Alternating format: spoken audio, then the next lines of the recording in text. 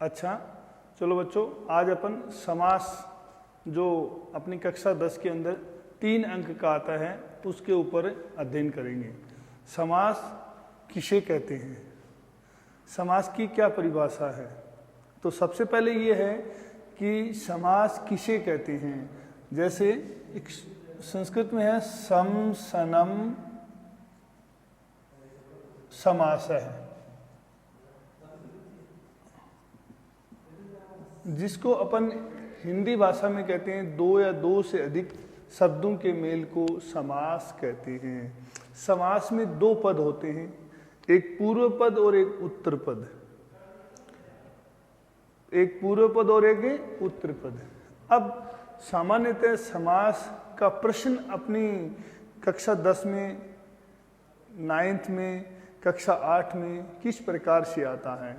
बच्चों, अपनी कक्षा 10 के अंदर जो प्रश्न आता है वह इस प्रकार से है कि अधोलिखिता नाम शब्दा नाम समास विग्रहम समासितम वा कृत्वा समासस्य नाम निर्देशम कुरुत। कक्षा 10 के अंदर 3 अंक का समास का बिंदु है, जिसके अंदर आपकी कक्षा के अंदर 3 समास निर्धारित किए गए हैं। उससे पूर्व मैं आपको कुछ मुख्य बातें बता देता हूं कि पहली बात, भेद। समास की परिभाषा है 2 या 2 से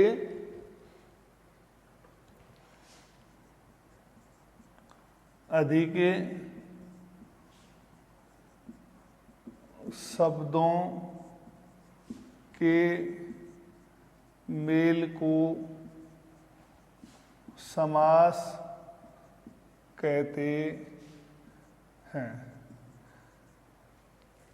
इसका तात्पर्य यह है कि संक्षिप्तीकरण, समास का दूसरा अर्थ है संक्षिप्तीकरण। जिसको 2 शब्द होते हैं उनको आपस में मेल करना ही क्या कहलाता है, समास। अब देखिए परिभाषा।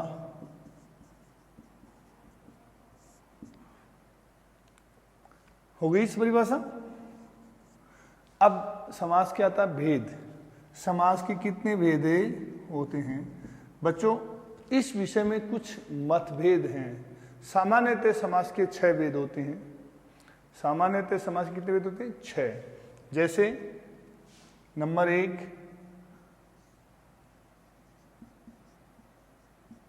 कर्मधारय समास है। नंबर 2 द्वंद्व समास है। नंबर 3 अविभावः समास है। नंबर 4 द्विगु समास है। नंबर 5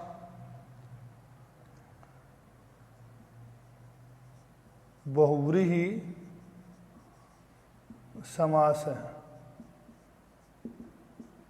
और नंबर 6 तत्पुरुष समास है। ये 6 समास के भेद होते हैं। ये क्या होता है, सामान्यतः ये भेद क्या है, सामान्यतः समास के कितने भेद होते हैं, 6।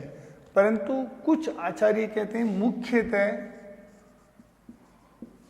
मुख्यतः भेद 4 कितने हैं, 4।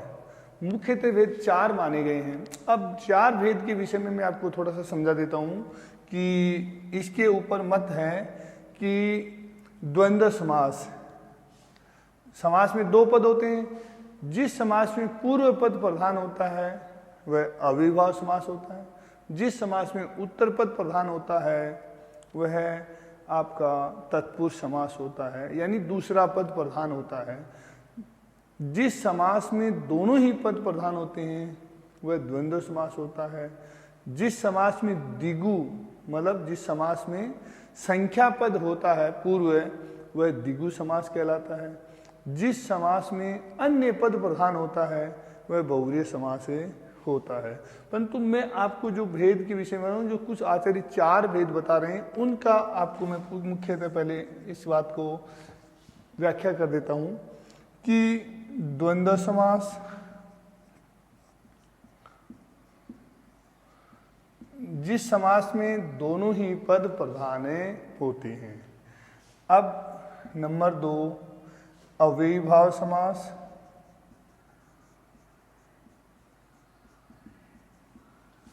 जिस समास में पूर्व पद प्रधान होता है वह तत्पुरुष समास होता है।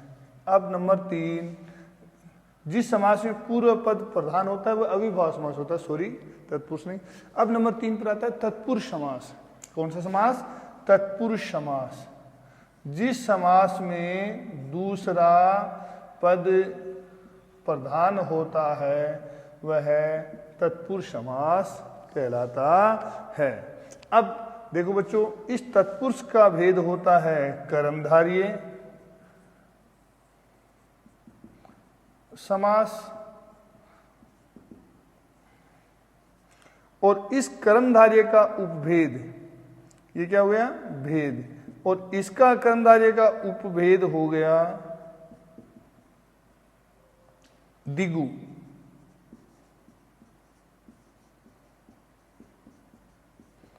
समझ में आई कि तत्पुरुष समास है उसका भेद होता है कर्मधारय, और कर्मधारय का भेद उपभेद है वो है क्या? दिगु। और नंबर 4 बहुव्रीहि समास है। मेरी बात समझ में आई कि जो आचार्य मुख्यतः 4 भेद जिनको मान रहे हैं समास को, उसके अंदर पहला हो गया द्वंद्व समास, जिस समास में दोनों पद प्रधान होते हैं।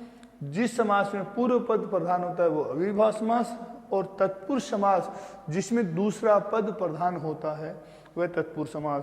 तत्पुरुष समास का भेद होता है कर्मधारय, और कर्मधारय का उपभेद है दिगु।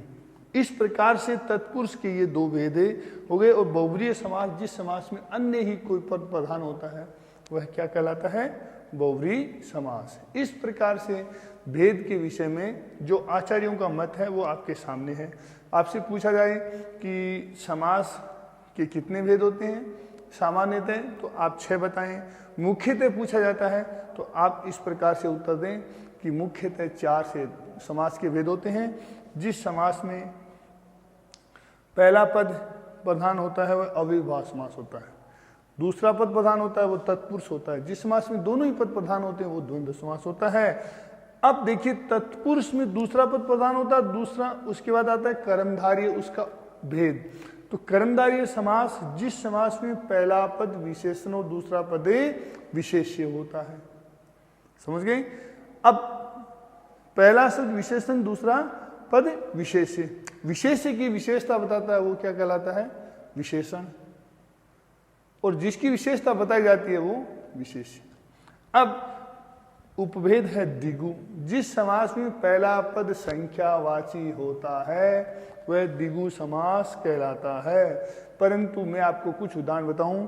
दशानन, षडानन, चतुरानन, पंचानन, त्रिनेत्र, ये कुछ शब्द हैं जिनका अन्य अर्थ निकलता है।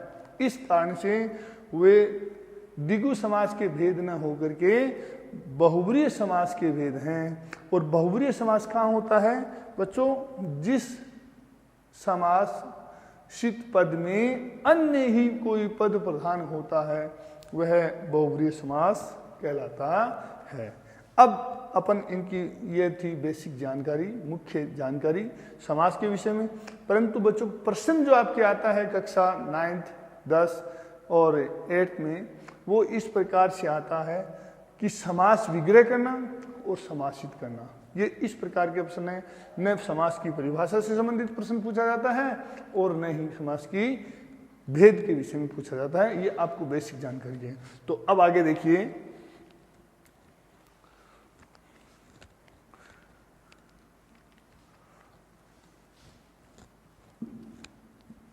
जो समास के विषय में पढ़ते हैं। सबसे पहले अपन समास लेते हैं द्वंद्व है समास। कौन सा समास? द्वंद्व समास। द्वंद्व समास की परिभाषा क्या है संस्कृत में?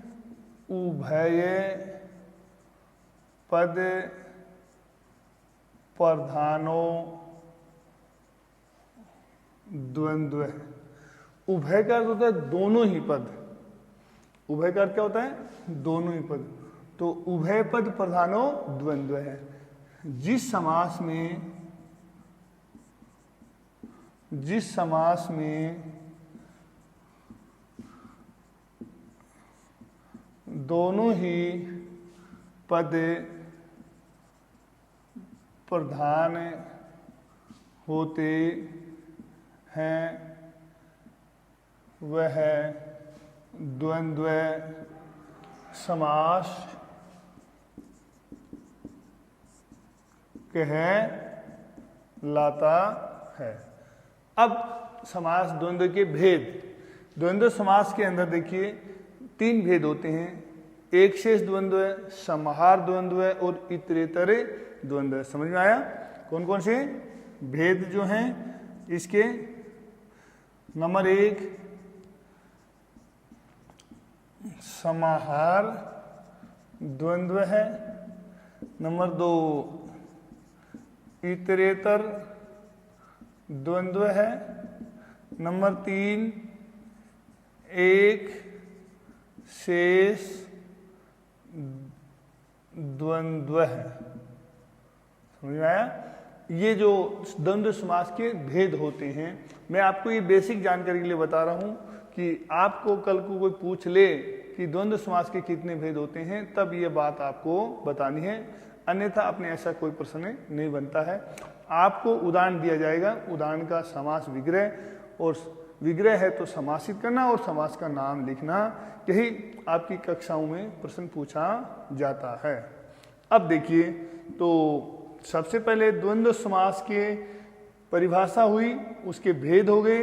अब उदाहरण देखिए, समास विग्रह करना और समासित करना। जैसे माता पितरौ,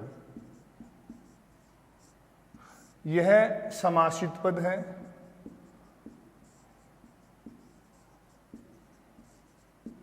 और इसका विग्रह होगा समास विग्रह। विग्रह का अर्थ होता है खंडन। द्वंद्व समास की परिभाषा हिंदी में एक बात और लिखनी है, इसमें चय शब्द का लोप रहता है।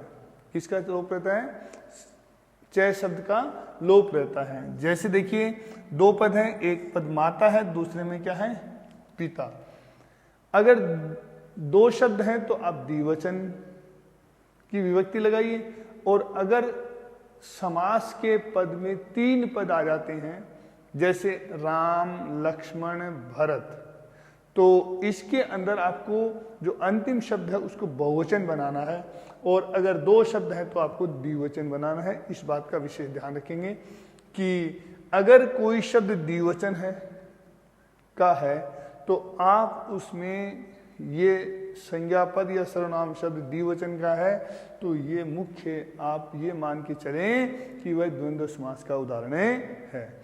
अब देखिए द्वंद्व समास जब आप विग्रह करते हैं तो बच्चों आपको इन दोनों पदों के बीच में चय शब्द का प्रयोग करना है। जैसे देखिए माता चय पिता चय। आगे देखिए पार्वती परमेश्वर, है ना। तो देखिए पार्वती चय परमेश्वर है चय। पार्वती चय परमेश्वर है चय। जननी जनकौ, जननी चय जनक है चय। राधा कृष्णौ, राधा च कृष्ण है च। इसी प्रकार से देखिए हरि हरऊ,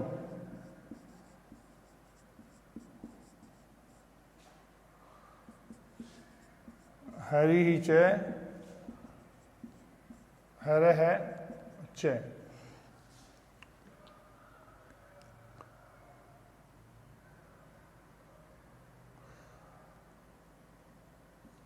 पाणी पादम, देखिए ये ध्यान रखना है कि पाणी शब्द और पादम शब्द दो हैं।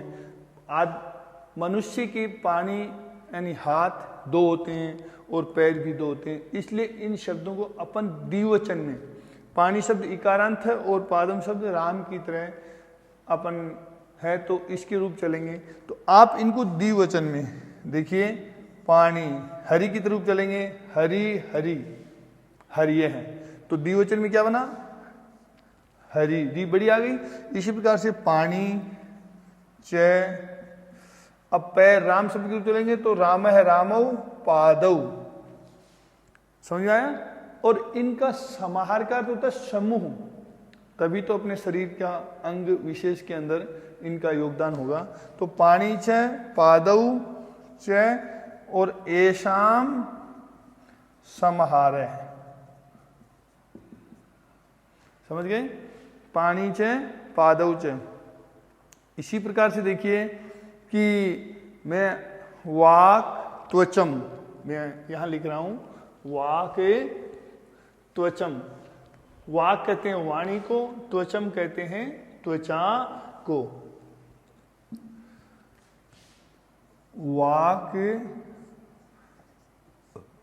त्वचम, वाक त्वचम, तो वाक यानी वाणी, वाणी च त्वक च, अनियो समार है।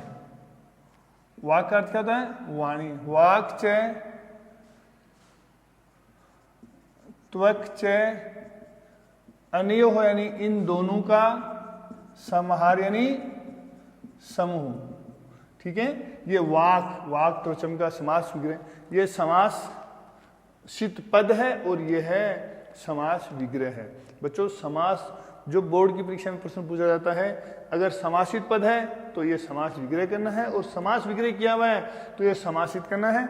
जबकि समास का नाम आपको जो 3 अंक आता है, 3 उदाहरण आते हैं, उनमें सभी का लिखना है, इस बात का ध्यान रखें। इस प्रकार से देखिए एक शेष द्वंद्व है, ये जो द्वंद्व समास का भेद है इसके अंदर देखो, जैसे हंसौ, हंस है हंसौ, राम है रामौ, तो इसका जब विग्रह करेंगे तो हंसी च हंस है च, समझ गए बात। इसी प्रकार से देखो कि पितरौ, पितृ शब्द ऋकारांत है और जब इसका द्विवचन में रूप बनाते हैं तो पिता पितरौ द्विवचन हो गया। तो एक शेष द्वंद्व, अगर कोई शब्द द्विवचन का एक ही शब्द होता है तो आप इसको ये माने कि वह द्वंद्व समास का उदाहरण है। देखिए माता च पिता च, ये द्विवचन का है, ये भी द्विवचन का है, दोनों दम समझ गए। इसी प्रकार से एक उदाहरण में लिख रहा हूं कि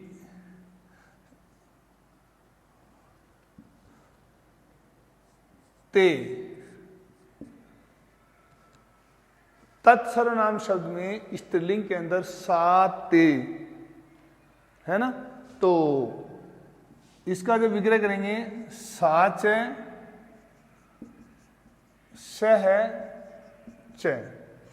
अब देखिए कि मैंने आपको परिभाषा तो बताई कि 2 पद होते हैं, परंतु कुछ उदाहरण इस प्रकार से होते हैं जिनके अंदर दोनों पद की जगह 3 पद हों, तब आपको अंतिम पद को बहुवचन बनाना है। मैं आपके सामने कुछ उदाहरण लिख रहा हूं, उन उदाहरणों को आप देखें कि आप उनको समझें। जैसे पत्र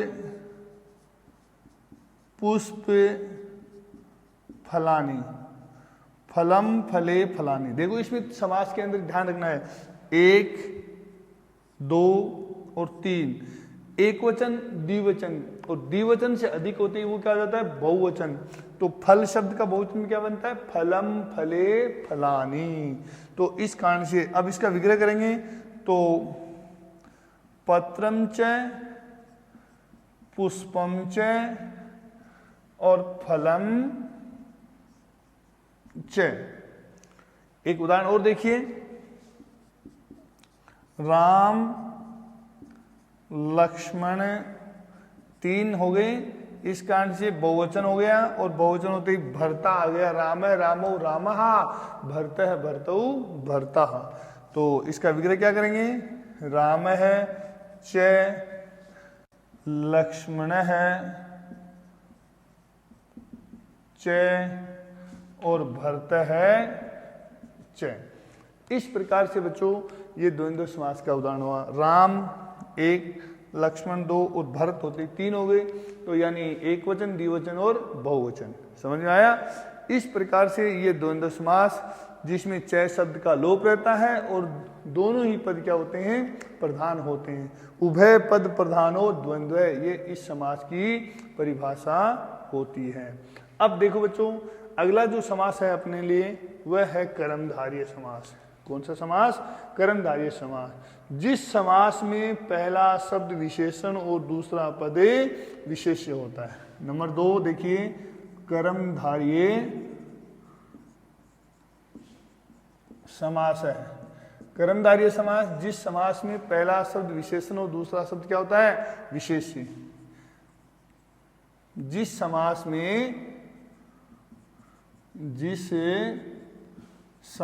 में पहला पद विशेषण तथा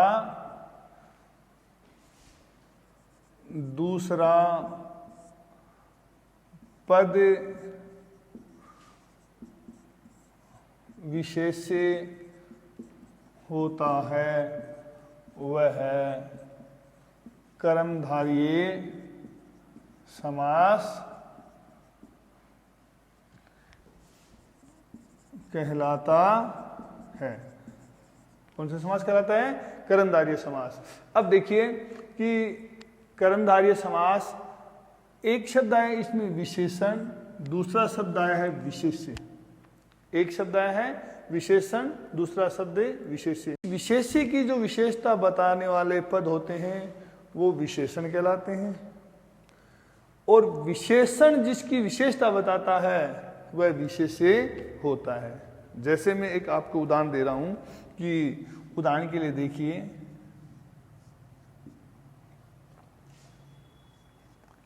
कृष्ण सर्प है। देखिए ये एक उदाहरण है, कृष्ण सर्प है। तो ये शब्द आपको विशेष्य है, ये शब्द विशेषण है। समझ में आया। तो इस विशेष्य शब्द की ये शब्द क्या बता रहा है, विशेषता, कि सर्प कैसा है, कृष्ण, कृष्ण का अर्थ होता है काला। समझ में आया। तो जिस समास में पहला शब्द विशेषण तथा दूसरा शब्द विशेष्य होता है वह कर्मधारय समास होता है। तो जब इसका विग्रह करेंगे, कृष्ण है, सर्प है इति, या यूं भी लिख सकते हैं, कृष्ण है च असौ सर्प है। ये इसके विग्रह हो गए। समझ में आया। इसी प्रकार से देखिए, पीतांबरम। बच्चों अगर पीतांबर आता है तो वह होता है बहुव्रीहि समास का उदाहरण, और पीतांबरम आ गया, इसमें 2 शब्द हैं, देखो पीत और अंबर। ठीक है। तो इसका जब विग्रह करेंगे, पीतम अंबरम इति, पीतांबरम। अब मैं आपको बता देता हूं अंबर कैसा है, पीत, पीले रंग, ये इसकी क्या हुई, विशेषता।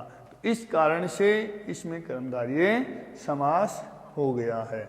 अब देखिए, महात्मा, महा और आत्मा, जिसको अंग्रेजी में कहते हैं ग्रेट सोइल। महात्मा को क्या कहते हैं? Great soil. महा का मतलब ग्रेट, महान, और आत्मा कहते हैं सोइल को, SOUL, सोइल यानी आत्मा। तो इसका विग्रह होगा महान च असौ आत्मा, महान च असौ आत्मा। दूसरा देखिए महापुरुष है, महापुरुष है, पुरुष कैसा है? महान। तो इसका विग्रह क्या होगा? महान च असौ पुरुष है, मतलब पुरुष कैसा है? महान है। समझ में आया? इस प्रकार से महापुरुष है। आगे देखो, जिस समास की यही पहचान है कि अगर पहला शब्द विशेषण और दूसरा शब्द विशेष्य है, वह कर्मधारय समास का उदाहरण है।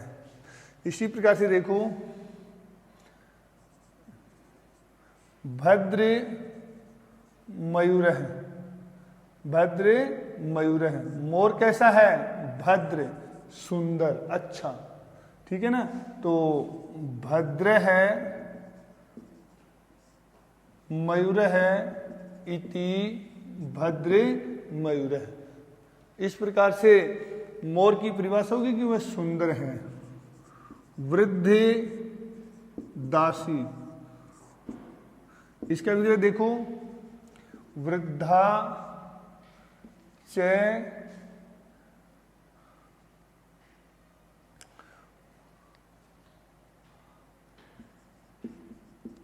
असौ दासी, वृद्धे दासी, वृद्धा च असौ दासी, वृद्धे दासी। देखिए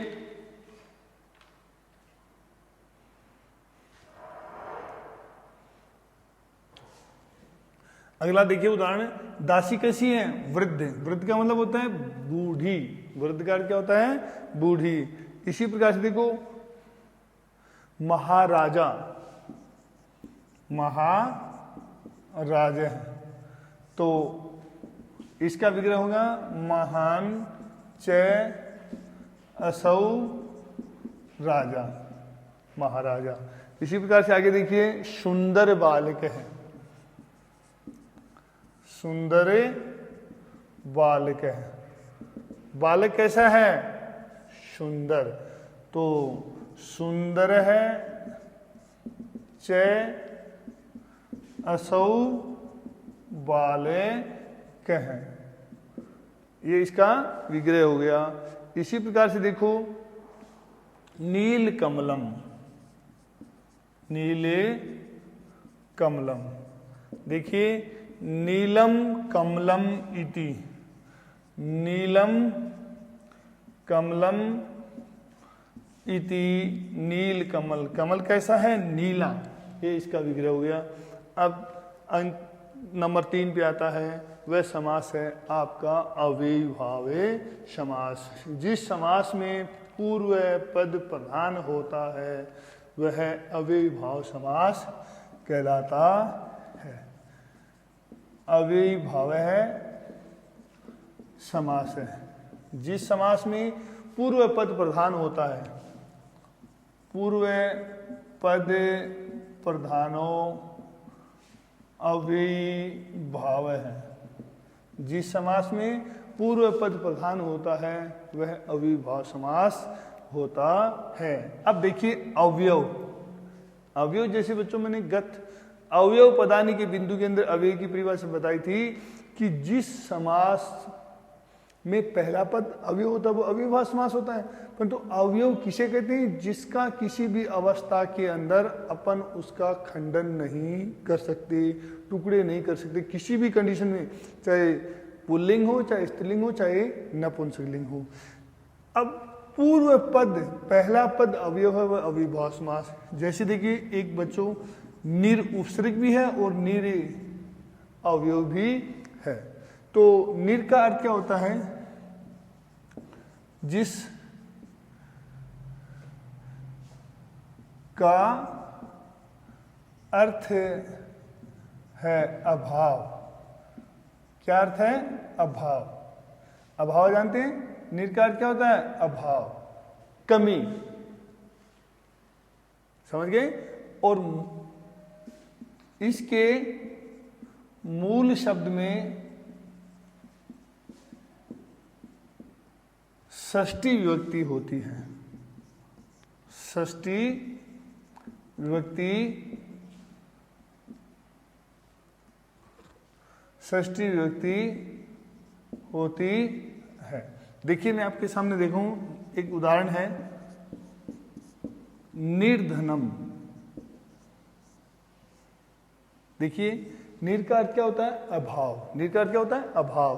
तो मूल शब्द में कौन सी युक्ति हो रही है? षष्ठी। तो मूल शब्द है इसमें धन, तो धन का षष्ठी में क्या बनेगा? धनस्य, जैसे राम का बनता है रामस्य। और नीर का अर्थ क्या होता है? अभाव, तो धनस्य अभाव है। इसी प्रकार से निर्बल है, निर्बल, तो बल मूल शब्द है, षष्ठी विभक्ति हो गई, बल से अभाव है, बल से अभाव है। इसी प्रकार से निर्जलम, तो मूल शब्द है जल, तो जल के अंदर षष्ठी बनी, जल से अभाव है। इसी प्रकार से निर्गुणम,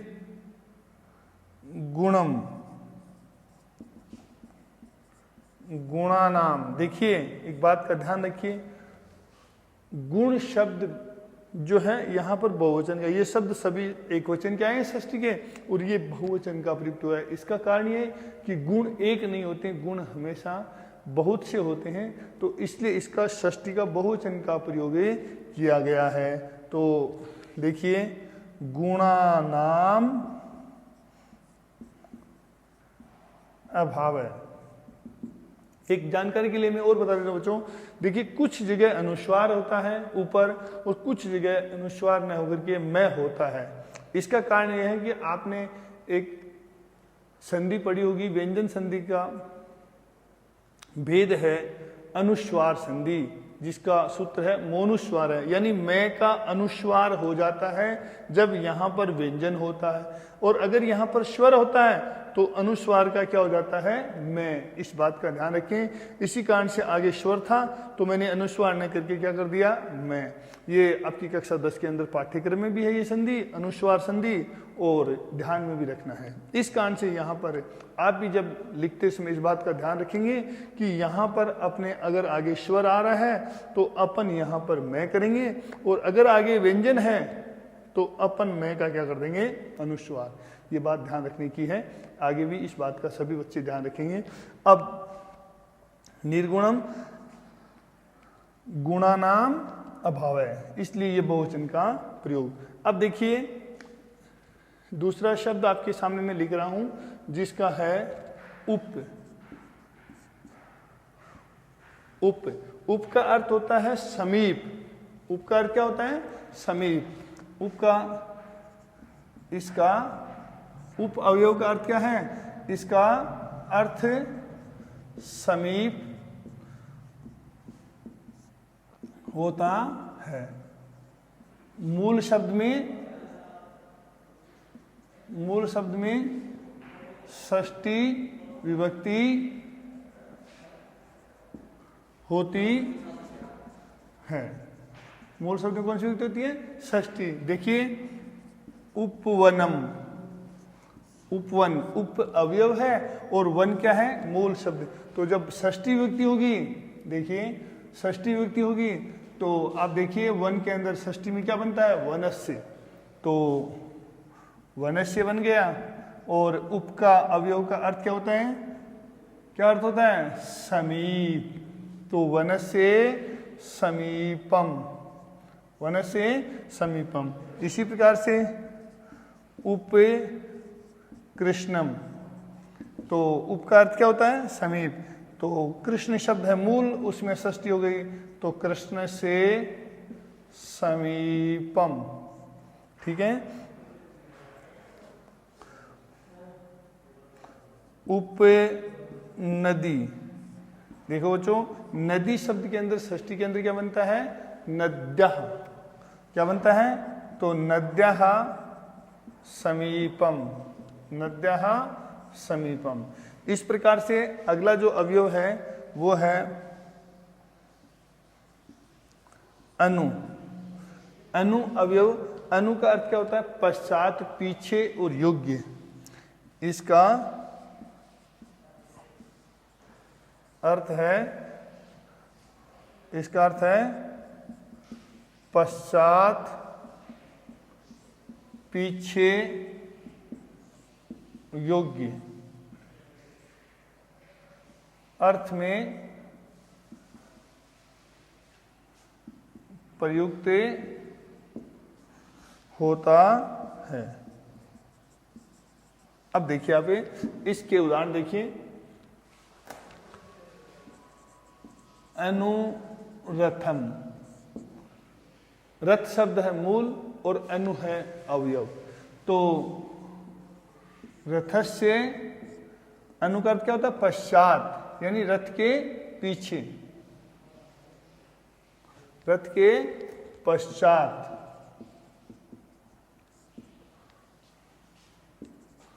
अनुरूपम, अनु का अर्थ क्या होता है? योग्य। तो मूल शब्द में षष्ठी हो गई, रूपस्य योग्यम।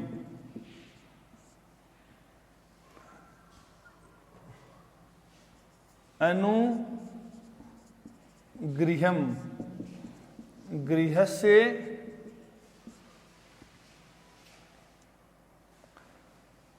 पश्चात,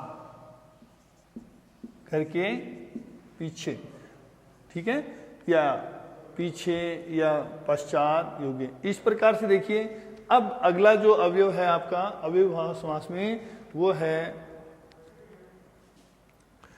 प्रति।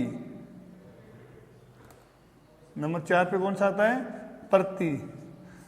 इसका अर्थ विप्सा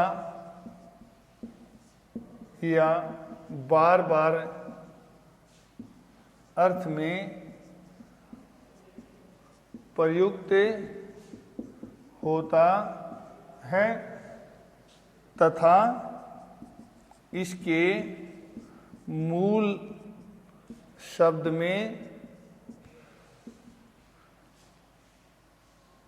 द्वितीय विभक्ति का प्रयोग होता है। आई बात समझिए कि प्रति का अर्थ क्या होता है? विप्सा या बार बार, और इसके मूल शब्द में कौन सी विभक्ति होती है? द्वितीय। जैसे देखिए उदाहरण के लिए प्रति दिनम, प्रति शब्द अवयव है और दिन मूल शब्द है। तो मैंने कहा बार बार, यानी 2 बार यमक अलंकार की तरह आवर्ती हो रही है।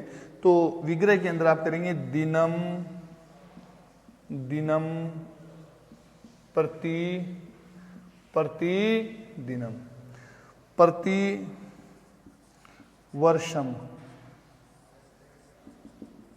वर्षम, वर्षम, प्रति, प्रति वर्षम, प्रत्येकम,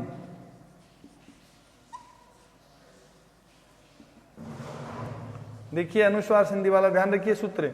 एकम, एकम, एकम, एकम, प्रति, प्रत्येकम।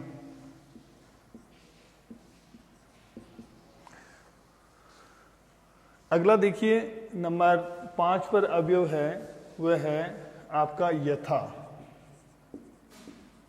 यथा, इसका अर्थ अनति क्रम में होता है। समझ में आया? और दूसरा देखिए इसके मूल शब्द में,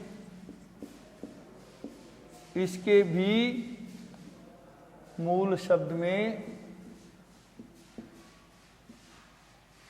द्वितीय विभक्ति का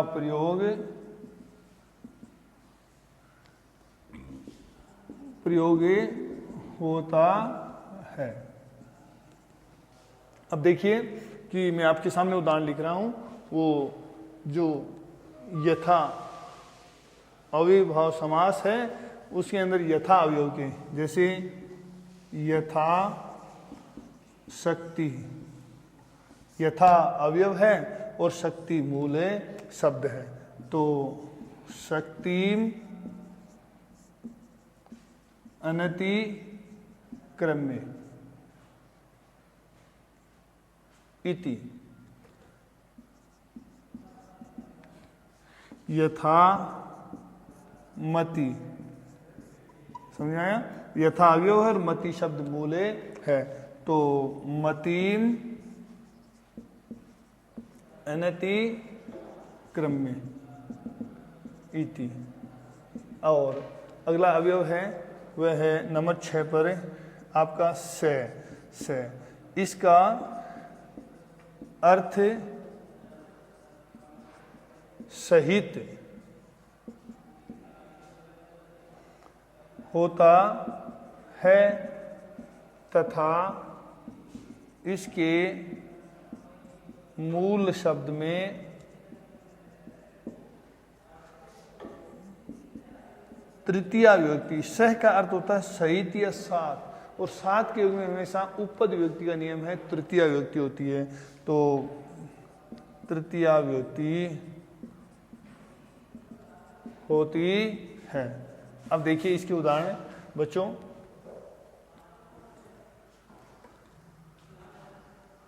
सहितम, हितेन सहितम, उदाहरण देखिए, सहितम, देखो यहां पर से अवयव है और हितम मूले शब्द है, तो मैंने आपको इसका लिखा है अर्थ, से का अर्थ क्या होता है सहित, और इसके मूल शब्द में कौन सी विभक्ति होती है? तृतीया विभक्ति होती है। अब देखो तृतीया विभक्ति हित शब्द में अपन तृतीया करेंगे तो हितेन बनता है, क्या बनता है? हितेन। और से का अर्थ क्या होता है? सहित, हितेन सहितम, आएगा समझिए? से विनयम, से विनयम, तो विनयेन सहितम। सादरम, आदर मूल शब्द है और से सहित है, तो आदरेण सहितम, समझिए? आदरेण सहितम। सचक्रम, सचक्रम, तो मूल शब्द क्या है? चक्र, और चक्र के अंदर जब अपन तृतीया करेंगे तो चक्रेण, चक्रेण सहितम, सचक्रम। इस प्रकार से आपका ये जो समास अविभाव है उसके ये अवयव हैं। जो से शब्द अवयव है उसका अर्थ क्या होता है? सहित, और ये देखिए आप मूल शब्द है चक्रम, तो से चक्रम और चक्रेण सहितम। इस प्रकार से आपका ये कक्षा के अंदर 10 के अंदर 3 समास प्रयुक्त होते हैं। थैंक यू बच्चों। अब अपन आगे जो 3 समास बचे हैं वो अगले बिंदु जो नेक्स्ट टर्न आएगा उस दिन पढ़ेंगे। Thank you.